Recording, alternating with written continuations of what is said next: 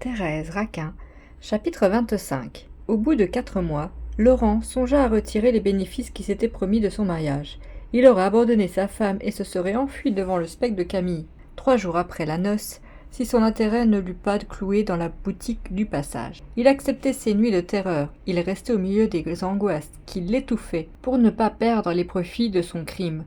En quittant Thérèse, il retombait dans la misère. Il était forcé de conserver son emploi. En demeurant auprès d'elle, il pouvait au contraire contenter ses appétits de paresse, vivre grassement, sans rien faire, sur les rentes que madame Raquin avait mises au nom de sa femme. Il est à croire qu'il se serait sauvé avec les 40 000 francs s'il avait pu les réaliser. Mais la vieille sorcière, conseillée par Michaud, avait eu la prudence de sauvegarder dans le contrat les intérêts de sa nièce. Laurent se trouvait ainsi attaché à Thérèse par un lien puissant. En dédommagement de ces nuits atroces, il voulut au moins se faire entretenir dans une oisiveté heureuse, bien nourri, chaudement vêtu, ayant en poche l'argent nécessaire pour contenter ses caprices. À ce prix seul, il consentait à coucher avec le cadavre du noyé. Un soir, il annonça à madame Raquin et à sa femme qu'il avait donné sa démission et qu'il quitterait son bureau à la fin de la quinzaine. Thérèse eut un geste d'inquiétude.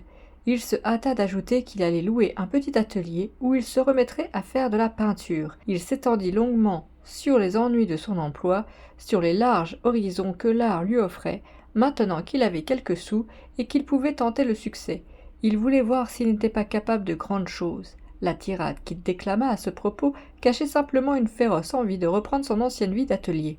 Thérèse, les lèvres pincées, ne répondit pas. Elle n'entendait point que Laurent lui dépensât la petite fortune qui assurait sa liberté. Lorsque son mari la pressa de questions pour obtenir son consentement, elle fit quelques réponses sèches. Elle lui donna à comprendre que, s'il quittait son bureau, il ne gagnerait plus rien et serait complètement à sa charge. Tandis qu'elle parlait, Laurent la regardait d'une façon aiguë qui la troubla et arrêta dans sa gorge le refus qu'elle allait formuler. Elle crut lire dans les yeux de son complice cette pensée menaçante. « Je dis tout si tu ne consens pas. » Elle se mit à balbutier. Madame Raquin s'écria alors que le désir de son cher fils était trop juste et qu'il fallait lui donner les moyens de devenir un homme de talent. La bonne dame gâtait Laurent comme elle avait gâté Camille. Elle était tout amollie par les caresses que lui prodiguait le jeune homme. Elle lui appartenait et se rangeait toujours à son avis. Il fut donc décidé que l'artiste louerait un atelier et qu'il toucherait 100 francs par mois pour les divers frais qu'il aurait à faire. Le budget de la famille fut ainsi réglé. Les bénéfices réalisés dans le commerce de mercerie payeraient le loyer de la boutique et de l'appartement, et suffiraient presque aux dépenses journalières du ménage. Laurent prendrait le loyer de son atelier et ses 100 francs par mois sur les 2000 et quelques cents francs de rente. Le reste de ces rentes serait appliqué aux besoins communs. De cette façon, on n'entamerait pas le capital. Thérèse se tranquillisa un peu. Elle fit jurer à son mari de ne jamais dépasser la somme qui lui était allouée. D'ailleurs, elle se disait que Laurent ne pouvait s'emparer des 40 000 francs sans avoir sa signature, et elle se promettait bien de ne signer aucun papier. Dès le lendemain, Laurent loua vers le bas de la rue Mazarine un petit atelier qui convoitait depuis un mois. Il ne voulait pas quitter son emploi sans avoir un refuge pour passer tranquillement ses journées, loin de Thérèse. Au bout de la quinzaine, il vit ses adieux à ses collègues. Grivet fut stupéfait de son départ. Un jeune homme, disait-il, qui avait devant lui un si bel avenir, un jeune homme qui en était arrivé en 4 années au chiffre d'appointement que lui, Grivet, avait mis 20 ans à atteindre. Laurent le stupéfia encore davantage en lui disant qu'il allait se remettre tout entier à la peinture. Enfin, l'artiste s'installa dans son atelier. Cet atelier était une sorte de grenier carré, long et large, d'environ 5 ou 6 mètres. Le plafond s'inclinait brusquement, en pente raide, percé d'une large fenêtre qui laissait tomber une lumière blanche écrue sur le plancher et sur les murs noirâtres. Les bruits de la rue ne montaient pas jusqu'à ces hauteurs. La pièce silencieuse, blafarde, s'ouvrant en haut sur le ciel, ressemblait à un trou, à un caveau creusé dans une argile grise. Laurent meubla ce caveau tant bien que mal. Il y apporta 2 chaises dépaillées, une table qu'il appuya contre un mur pour qu'elle ne se laissât pas glisser à terre, un vieux buffet de cuisine. Tout le luxe du lieu consista en un vaste divan qu'il acheta 30 francs chez un brocanteur. Il resta 15 jours sans songer seulement à toucher à ses pinceaux. Il arrivait entre 8 et 9 heures, fumait, se couchait sur le divan, attendait midi, heureux d'être au matin et d'avoir encore devant lui de longues heures. et d'avoir devant lui de longues heures de jour. À midi, il allait déjeuner, puis il se hâtait de revenir, pour être seul, pour ne plus voir le visage pâle de Thérèse. Alors, il digérait, il dormait, il se vautrait jusqu'au soir. Son atelier était un lieu de paix où il ne tremblait pas. Un jour, sa femme lui demanda à visiter son cher refuge. Il refusa, et comme, malgré son refus, elle vint frapper à sa porte. Il n'ouvrit pas. Il lui dit, le soir, qu'il avait passé la journée au musée du Louvre. Il craignait que Thérèse n'introduisît avec elle le spectre de Camille. L'oisiveté finit par lui peser. Il acheta une toile et des couleurs. Il se mit à l'œuvre. N'ayant pas assez d'argent pour payer des modèles, il résolut de peindre au gré de sa fantaisie. Sans se soucier de la nature, il entreprit une tête d'homme. D'ailleurs, il ne se cloîtra plus autant.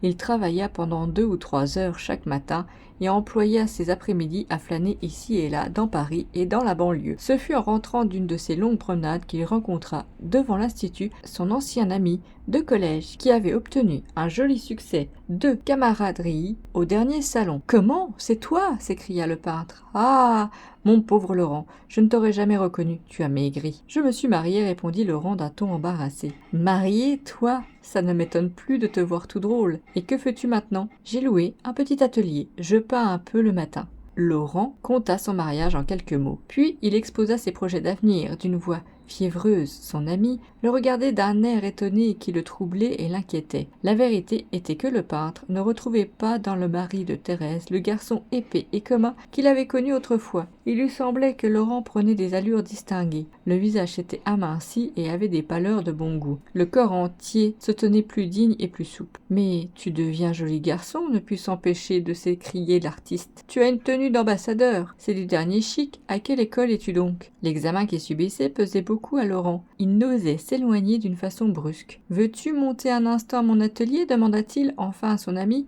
qui ne le quittait pas. « Volontiers » répondit celui-ci. Le peintre, ne se rendant pas compte des changements qu'il observait, était désireux de visiter l'atelier de son ancien camarade. Certes, il ne montait pas 5 étages pour voir les nouvelles œuvres de Laurent, qui allaient sûrement lui donner des nausées. Il avait la seule envie de contenter sa curiosité. Quand il fut monté et qu'il eut jeté un coup d'œil sur les toiles accrochées au mur, son étonnement redoubla. Il y avait là 5 études, 2 têtes de femmes et 3 têtes d'hommes, peintes avec une véritable énergie. L'allure en était grasse et solide. Chaque morceau s'enlevait par taches magnifiques sur les fonds d'un gris clair. L'artiste s'approcha vivement et stupéfait, ne cherchant même pas à cacher sa surprise. « C'est toi qui as fait cela ?» demanda-t-il à Laurent. « Oui, répondit celui-ci. Ce sont des esquisses qui me serviront pour un grand tableau que je prépare. »« Voyons, pas de blague, tu es vraiment l'auteur de ces machines-là ?»« Oui, pourquoi n'en serais-je pas l'auteur ?» Le peintre n'osa répondre. « Parce que ces toiles sont d'un artiste et que tu n'as jamais été qu'un ignoble maçon. » Il resta longtemps en silence devant les études. Certes, ces études étaient gauches, mais elles avaient une étrangeté, un caractère si puissant qu'elles annonçaient un sens artistique des plus développés. On eût dit de la peinture vécue. Jamais l'ami de Laurent n'avait vu des ébauches si pleines de hautes promesses. Quand il eut bien examiné les toiles, il se tourna vers l'auteur. « Là, franchement, lui dit-il, je ne t'aurais pas cru capable de peindre ainsi. Où diable as-tu appris à avoir du talent ? Ça ne s'en prend pas d'ordinaire. » Et il considérait Laurent, dont la voix lui semblait plus douce, dont chaque geste avait une sorte d'élégance. Il ne pouvait deviner l'effroyable secousse qui avait changé cet homme, en développant en lui des nerfs de femme, des sensations aiguës et délicates. Sans doute, un phénomène étrange était accompli dans l'organisme du meurtrier de Camille. Il est difficile à l'analyse de pénétrer à de telles profondeurs. Laurent était peut-être devenu un artiste comme il était devenu peureux, à la suite du grand détraquement qui avait bouleversé sa chair et son esprit. Auparavant, il étouffait sous le poids lourd de son sang, il restait aveuglé par l'épais vapeur de santé qui l'entourait. Maintenant, maigri, frissonnant, il avait la verve inquiète, les sensations vives et poignantes, des tempéraments nerveux. Dans la vie de terreur qu'il menait, sa pensée délirait et montait jusqu'à l'extase du génie.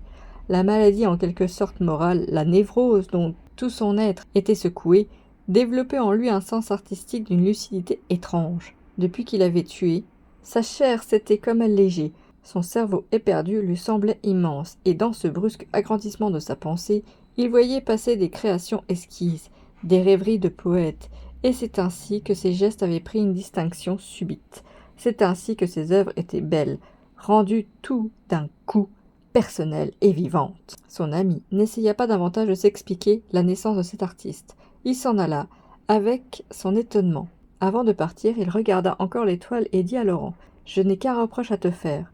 C'est que toutes tes études ont un air de famille. Ces 5 têtes se ressemblent, les femmes elles-mêmes prennent je ne sais quelle allure violente qui leur donne l'air d'homme déguisé. Tu comprends, si tu veux faire un tableau avec ces ébauches-là, il faudra changer quelques-unes des physionomies. Tes personnages ne peuvent pas être tous frères, cela ferait rire. » Il sortit de l'atelier et ajouta sur le carré en riant : « Vrai, mon vieux, ça me fait plaisir de t'avoir vu. Maintenant je vais croire au miracle. Bon Dieu, es-tu comme il faut ?» Il descendit. Laurent rentra dans l'atelier, vivement troublé. Lorsque son ami lui avait fait l'observation que toutes ces têtes d'études avaient un air de famille, il s'était brusquement tourné pour cacher sa pâleur. C'est que déjà, cette ressemblance fatale l'avait frappé.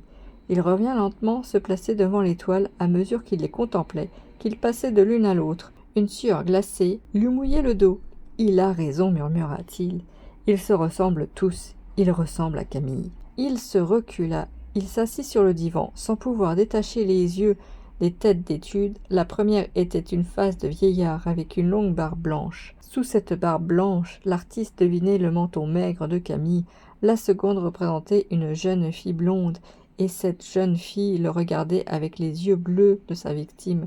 Les 3 autres figures avaient chacune quelques traits du Noyer. On eût dit Camille, grimée en vieillard, en jeune fille, prenant le déguisement qu'il plaisait au peintre de lui donner, mais gardant toujours le caractère général de sa physionomie.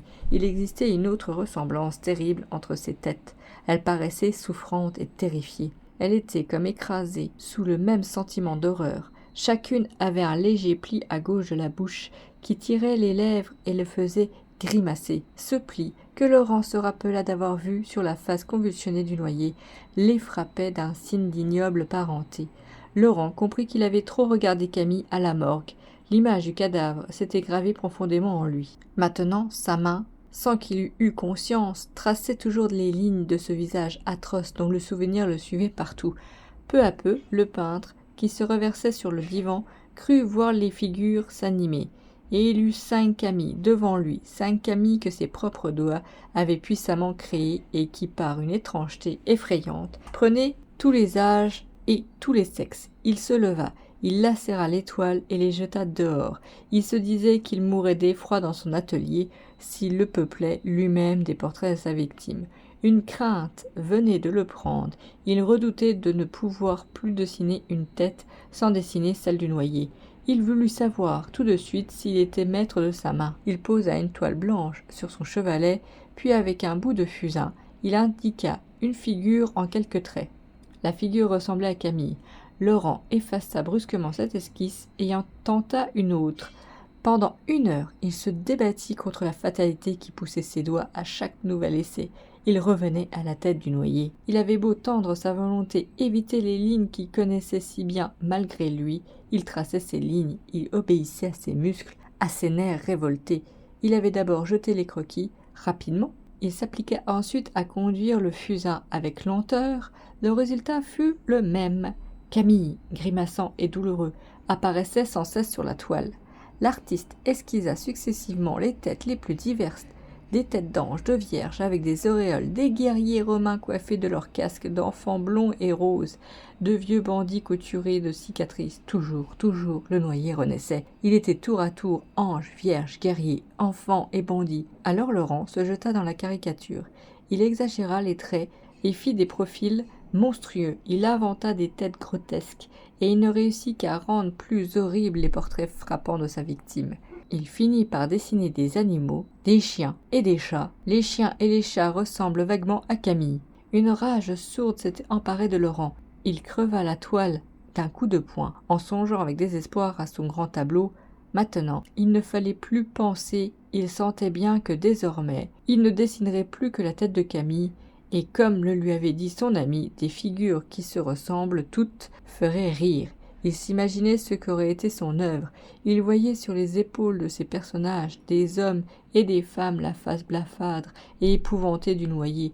L'étrange spectacle qu'il évoquait ainsi lui parut d'un ridicule atroce et l'exaspéra. Ainsi, il n'oserait plus travailler, il redouterait toujours de ressusciter sa victime au moindre coup de pinceau. S'il voulait vivre paisiblement dans son atelier, il devrait ne jamais y peindre. Cette pensée que ses doigts avaient la faculté fatale et inconsciente de reproduire sans cesse le portrait de Camille lui fit regarder sa main avec terreur. Il lui semblait que cette main ne lui appartenait plus. Fin du chapitre 25.